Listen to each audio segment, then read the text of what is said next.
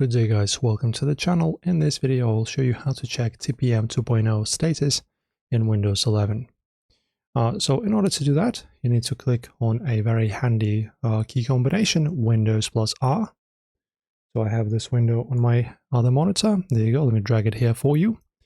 And as you can see in this window, here we can input different commands. So in our case, to check the TPM status, just type in tpm.msc and press OK. And then you will have this window open. And now guys, this is going to be your dashboard where the TPM status is shown. So as you can see guys, in my case, TPM is ready for use. So if it says that, pretty much the TPM on your PC is active and nothing to worry about, and the specification version is exactly 2.0. So this is required for the modern Windows 11 installations.